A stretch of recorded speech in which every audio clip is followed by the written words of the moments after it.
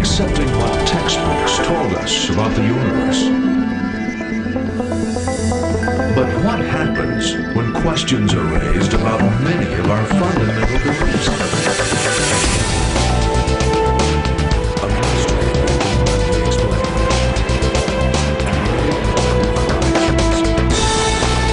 A surprising and unexpected answer.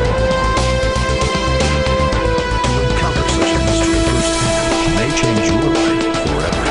Face to face with the greatest riddles of the ages, the world's most profound mysteries reach out and touch your life in ways you never imagined possible. Encounters with the unexplained. Coming up in part 2 of this show, the remarkably complex and beautiful configurations known as crop circles. The phenomena persisted for decades, but the questions now being raised cut to the very heart of the controversy.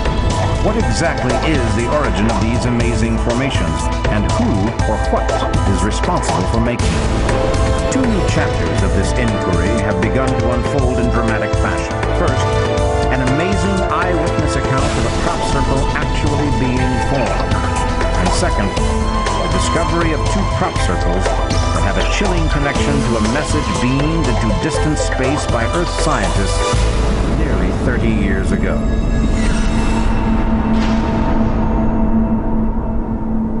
Even the most serious researchers of crop circles acknowledge that over the years, hoaxers have had their hands in many of the 10,000 total reported crop circles, probably since the days of the earliest discoveries. Is it possible, then, that solid scientific support for the claims of authenticity by crop circle investigators has finally and fully ended the debate? How many hours it can take an unknown number of hoaxers to create one of the large and elaborate crop circles can be long debated, unless they want to let us in on their secrets. However, what they cannot replicate is some of the chemical and biological abnormalities that we've detected in some of the genuine crop circles. The classic evidence found in the grain of genuine crop circles includes the presence of elongated nodes, expulsion cavities, and germination abnormalities. These represent specific, irrefutable changes at a cellular level that cannot be forged by hoaxers stomping crops with wooden planks. The disbelievers and skeptics have never been able to explain away what science has indisputably and consistently proven. Another puzzling aspect of the crop circle phenomenon has been the frequent appearance of lights above and near many of the sites. Glowing orbs would sometimes be present, and even more frequently, they would appear in photographs taken at the crop circle locations without having appeared to the naked eye. It is the lights that play an important role in the extraordinary experience of an eyewitness to one of the most remarkable recent crop circle experiences on record. Nancy Talbot is no novice to the world of crop circles. She is a co-founder of BLT, an investigative research team that includes biophysicist William C. Levengood, whose breakthrough scientific testing procedures have set the standard for evaluating plants affected by the crop circle phenomenon. Nancy Talbot's amazing and unique experience occurred during a research trip to Holland in the summer of 2001. I was there on behalf of Dr. William Roll, the Parapsychological Services Institute, doing some geomagnetic and electromagnetic work at a site where we have a lot of crop circles and an individual who seems to anticipate their coming. I don't know if it's possible for a person to will a crop circle into being. There are many groups who have meditated on particular designs and later found them in the fields. But more interestingly are unconscious thoughts of crop circles where people have either driven by a hillside where there is no crop circle and they get an idea of what they'd like to see there, and the next day when they drive by, there it is. On August 8th, Nancy went to visit Robert Vanderbroek, who lived near the city of Hoven. The primary reason to be in southern Holland was to study more closely a young man there, his name is Robert, who for many years now has had dreams of crop circles occurring in his area, a situation which has often resulted in people going to the area, the field which he has seen in this dream, and there in fact will be a new crop circle. For the first 10 days in Holland, Robert and Nancy visited a number of crop formations which had occurred in the area prior to her arrival. They were gathering the baseline data for Dr. Roll's research. During the nights, they bicycled out to the fields with a night vision camcorder and several flash cameras in order to carry out photographic experiments. It has been discovered that very unusual light phenomena often appear on these photographs, balls of light, but sometimes flashes or dribs or drabs of light, which we don't think we can explain by any sort of camera malfunction or film glitch. On the night of the 20th, I had been in Holland by about 2 weeks by this time, and we had spent the days with the magnetometers out in the various crop circles that had occurred, taking measurements, and every night until 3 o'clock in the morning doing flash photography or other work in the crop circles, and I was exhausted. Robert wanted to know if we were going out again, and in disgust I pretty much said, no, I'm going up to bed, and did so, leaving Robert down in the kitchen. Once I got upstairs, I pulled these curtains, thin, gauzy curtains in front of the windows, got into my nightgown, and got into bed to read for a while. Within about 3 minutes, I heard an intense, raucous bawling coming from some cows in a nearby barn. But the cattle soon quieted down, and Nancy went back to her reading. At about 3:10, the cattle started to bawl again, this time louder, clearly in distress. And I realized again that perhaps I should get up and go to the windows so that I could see whatever this was that was happening. Some intuition kept me in the bed. I didn't get up.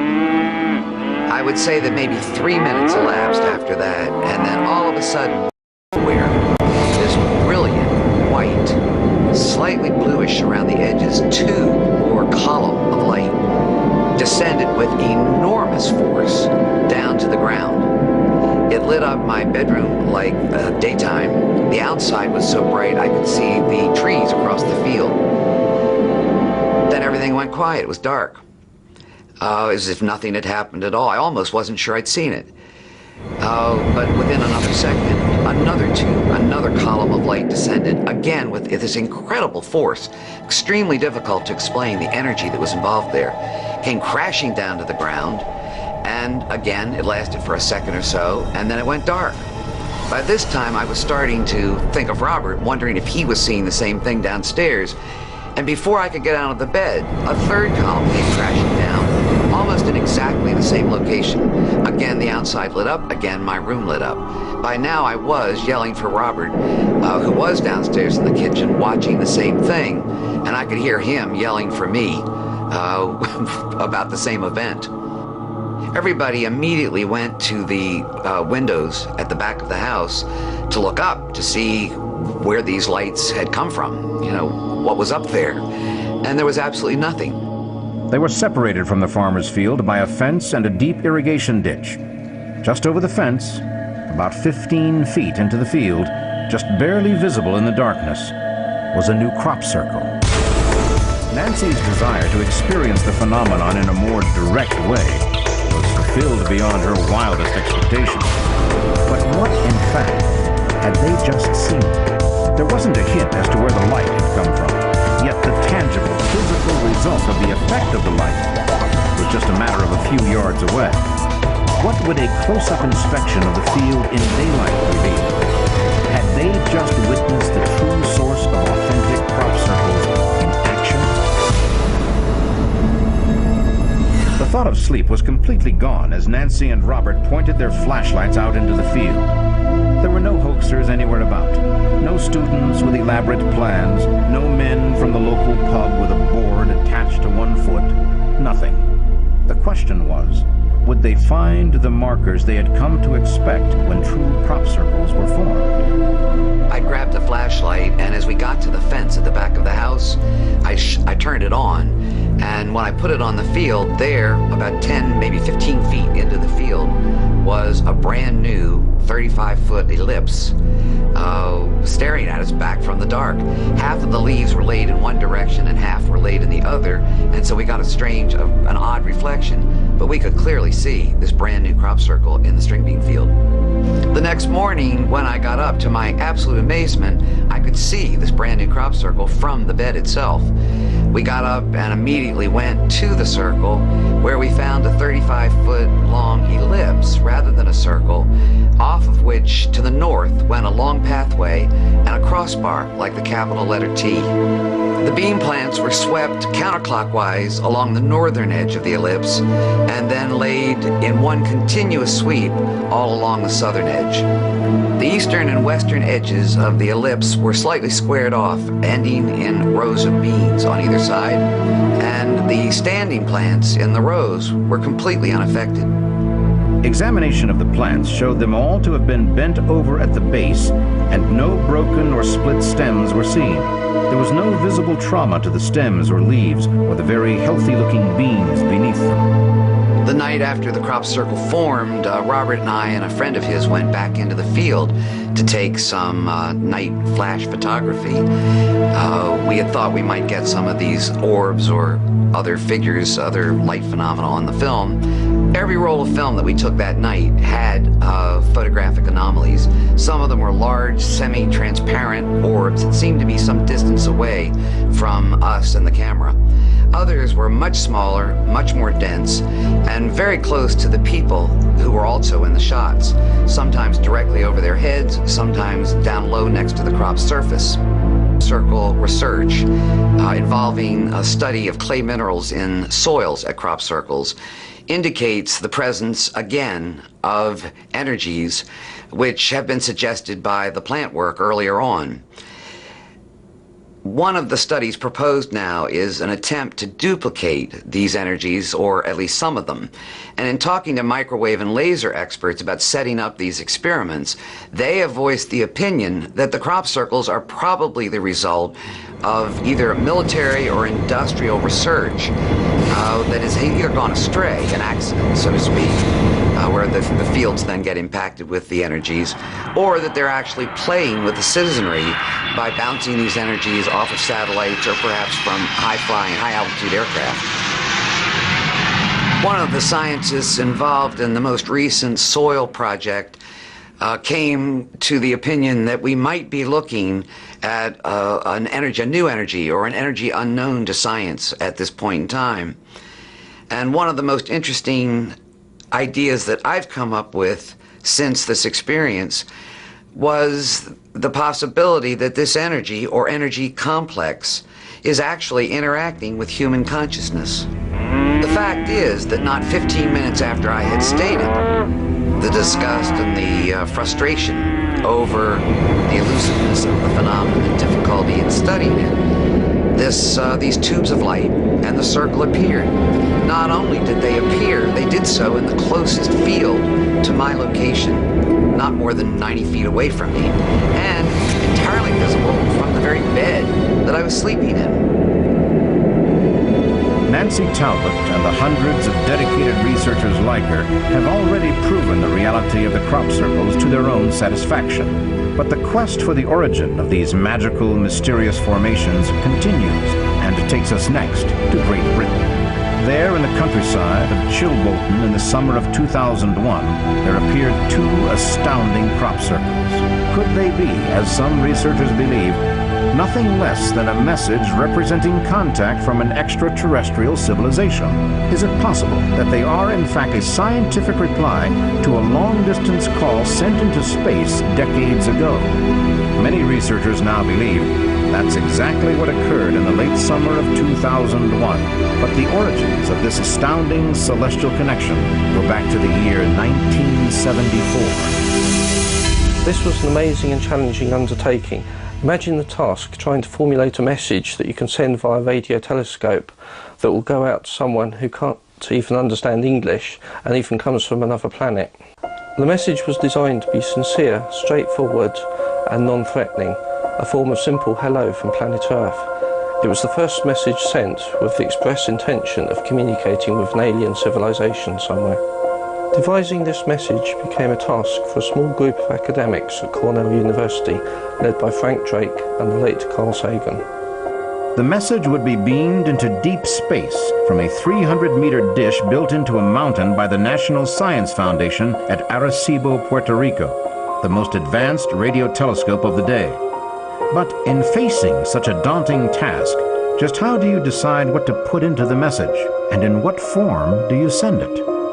Early on, the Cornell scientists made two basic assumptions. One, if there was a distant civilization capable of receiving and decoding a basic message, that civilization had to be, at minimum, somewhat scientifically advanced. The second assumption was that if there was anything close to a universal language among scientifically advanced civilizations, it would have to be the language of mathematics. The message devised by Drake and Sagan took the form of a cleverly devised binary sequence. This Morse code-like message had to be easily recognisable by any alien scientist as being a message and not just the random noise of space. The Arecibo message that was eventually sent showed that our numbering system on Earth used a base of 10. This then became the means to deciphering the rest of the message. Another part of the coded message identified the atomic numbers for hydrogen, carbon, nitrogen, oxygen and phosphorus, these being the most commonly occurring elements on our planet, the building blocks of human existence. Also included in the transmission was the molecular composition of human DNA, along with a depiction of the double helix DNA strand. The radio message also transmitted information about the human race, such as our form, the average height of humans, and also the population of Earth when the message was sent. One of the controversial inclusions in the message was the identification of our solar system as having 9 planets, and that this message was originating on the third planet from our Sun, the star at the centre of this solar system. The problem that some scientists had, along with government and military officials, was that of a security risk, in that if we transmit a message out in space, we don't know who's going to pick it up, be they a friend or a potential foe. Anyone can decode the message and possibly even come to visit. On November the 16th, 1974, the Arecibo message, consisting of 1,679 pulses of binary data, was transmitted into space and took a little under 3 minutes to transmit. This signal was repeated a number of times over the next few days. The message was aimed at what was thought to be our best hunch, a star cluster called M13, which consists of 300,000 stars in the constellation of Hercules. The Arecibo message was later transmitted on several more occasions. Also, a gold-plated plaque displaying a similar message was affixed to Pioneer 10 and 11, the first 2 NASA scientific spacecraft, whose trajectories would carry them beyond our solar system into unknown space. The burning question being asked 27 years after the first Arecibo transmission was, have we in fact now received a reply in the form of a crop circle in the English countryside? In the intervening years, crop circles have become increasingly complex and have even contributed to new geometric theorems. Had someone, somewhere out there, received the message and created the response? Not all crop circles are discovered right away, and the fact is they are hardly ever expected to be related, even if they appear in adjoining fields. But all that changed in August of 2001. Astronomers in the Chilbolton Radio Observatory were looking right out their front windows at what appeared to be binary code laid down in the wheat field. And only 5 days before, on August 14th, they had seen a shadow out in the field, and nobody had looked to see what it was. But by August 20th, with this binary code staring them in the face, so to speak, through the windows of the observatory, phone calls went out, people went up in airplanes, and what they saw startled everyone. The Chilbolton Radio Telescope Complex was built in 1965, originally funded by Cornell University, the same institution where Carl Sagan and Frank Drake devised the Arecibo message. The facility is situated adjacent to privately owned lands and is surrounded by a high barbed wire fence. The crop markings were easily visible from the Chilbolton complex. It was far from an ideal location for any hoaxers to secretly carry out the making of 2 complex crop formations during the brief nighttime hours of summer. And what did investigators make of the markings? Was there evidence within the formation that suggested an extraterrestrial origin? This is what was in the field out in front of the observatory, and this is what astronomers from Cornell University prepared to send out in binary code from the Arecibo Radio Observatory down in Puerto Rico on November 16th, 1974. A close examination showed that the two code formations were only similar, but not the same. So what were the significant differences of the patterns in the Chilbolton crop formation compared to the 1974 Arecibo transmission concerning the message's planet of origin? Well, as you come up into where we had a solar system showing our sun over to the third planet is raised up, third planet from the sun, Earth, and we put a little humanoid figure up there and we indicated how high it was and the population. You come over into the photograph of the field in August of 2001, and here's the square for the sun.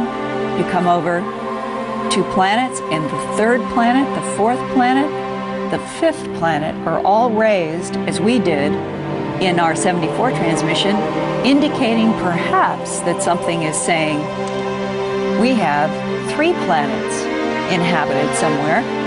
And what about the human figure represented in the original Arecibo code? How has the Chilbolton code responded to that part of the message? You come to the same position that we indicated a human, and over here it is very odd. If this is a head, it's much, much larger than a human head, and it seems to indicate some kind of arms, a torso, and legs, but with a completely different layout compared to us. Ultimately, there are two overriding questions. Have tricksters with PhD levels of knowledge about cellular biology pushed crop circle hoaxing far beyond the previous levels of sophistication? Or have we finally seen the face of alien contact? Meanwhile, the investigation continues into the amazing pair of crop formations found at the beginning of the 21st century near the Chilbolton Observatory. For the ultimate answer, we can only look to the heavens and watch for new messages in the fields.